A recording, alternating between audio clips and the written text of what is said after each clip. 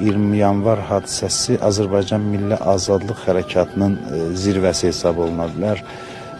Əliyalın insanlar böyük bir imperiyanın ordusuna qarşı çıxış etdilər və bu ordu qocaya və uşağa rəhm etmədən insanları amansız soyqırma məruz qoydu və Azərbaycan xalqı bugünkü gün 20 yanvar günü hər il bu şəhidlərin ruhu qarşısında baş əyir, onlara sayğı göstərir.